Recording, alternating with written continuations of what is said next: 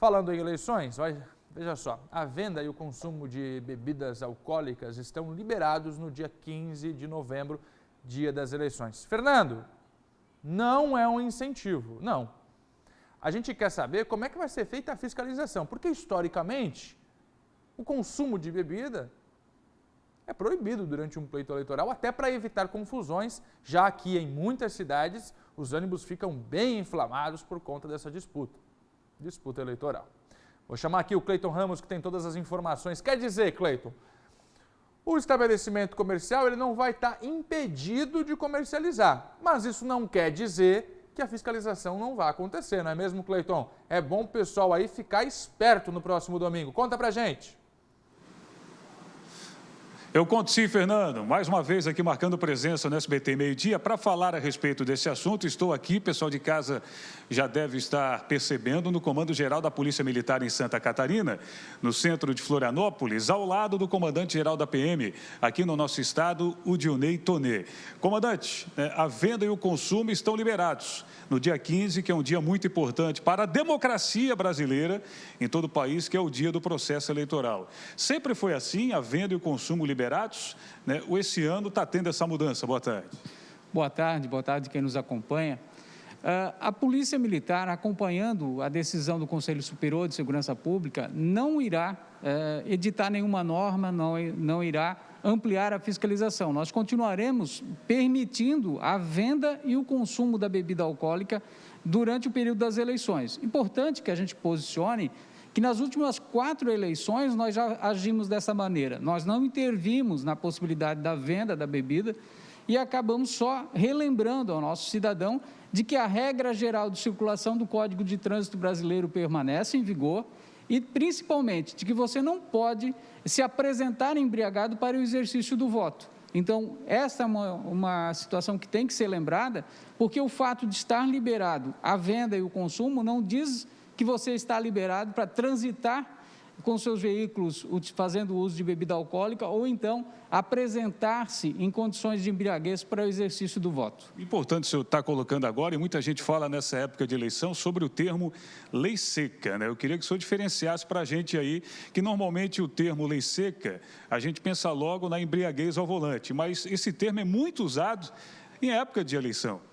Perfeitamente, ele foi muito utilizado por muito tempo, o termo lei seca, né, para o período das eleições, mas na verdade sempre foi uma portaria da Secretaria de Segurança Pública que proibia a venda e o consumo nos locais, nos bares, nos similares.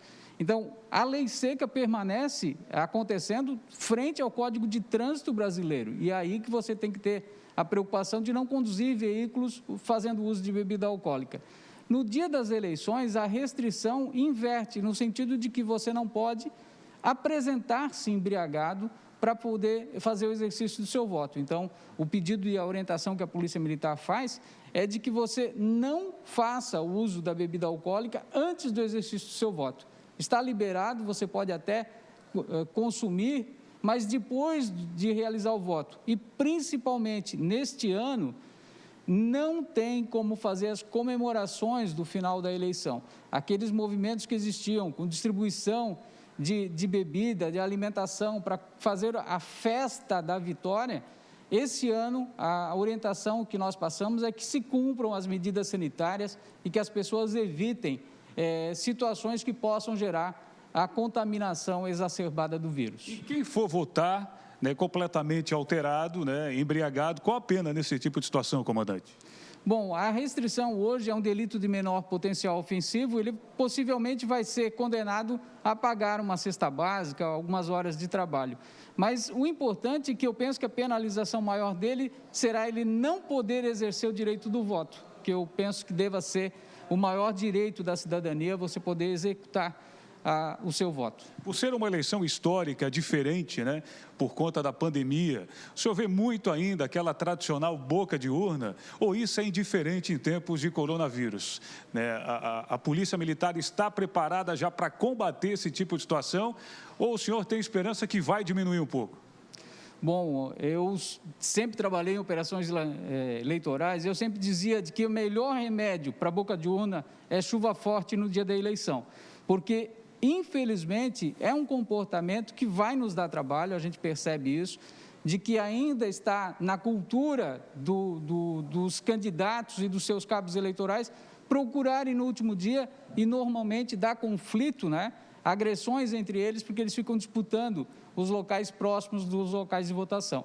Então, nós estaremos em torno de 90% do nosso efetivo colocado a serviço da proteção do cidadão no dia das eleições. Bom trabalho para toda a corporação, né, que seja uma eleição muito pacífica, é o que a gente espera também, viu, comandante? É o que nós esperamos e nos colocamos à disposição através do 190, através do PMC Cidadão. Você que tem alguma situação que quer denunciar a Polícia Militar, utilize os nossos meios e nós estaremos prestando esse serviço, garantindo o exercício do voto e, principalmente, garantindo a paz social durante o dia das eleições. Esse recado, pessoal de casa, absorva muito bem, viu, Fernando? Nada de beber, que vote consciente, que vote tranquilo, que vote seguro em tempo de pandemia. Acabamos de ouvir e conversar com o comandante-geral da Polícia Militar em Santa Catarina, o comandante Dionei Tonê. Volto com você aí no estúdio do SBT Meio-Dia, Fernando. Obrigado, Cleiton Ramos. Agradeço também ao comandante-geral da PM aqui em Santa Catarina, que nos atende agora ao vivo aqui no MD. Obrigado pelas explicações. Então é isso. Não vai ter restrições para a venda de bebidas alcoólicas no próximo domingo, como acontecia em anos anteriores. Por exemplo, o armazém não poder vender, o bar não poder vender. Neste ano, eles vão poder comercializar. Mas a fiscalização vai ser rigorosa por parte da polícia. Até porque o pessoal, mesmo com a venda de bebidas alcoólicas suspensas em anos anteriores, acabava comprando, deixava em casa a geladeira, fazia ali, né, a degustação desse produto e depois comemorava a vitória, enfim, do candidato também com bebida alcoólica. O novo é que a polícia vai fiscalizar e não vai poder votar bêbado, isso já é normal. Então, fiscalização. Um outro ponto, ainda que vamos questionar e trazer informações agora, é com relação ao sujeito não poder ser preso. Como é que fica essa situação na eleição 2020? As prisões também estão suspensas neste período de votação?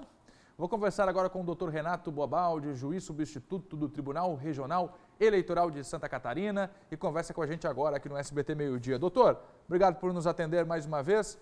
Como é que fica essa situação? As bebidas alcoólicas estarão liberadas no domingo.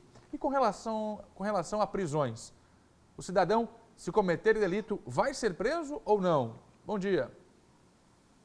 Bom dia, boa tarde a todos e a todas.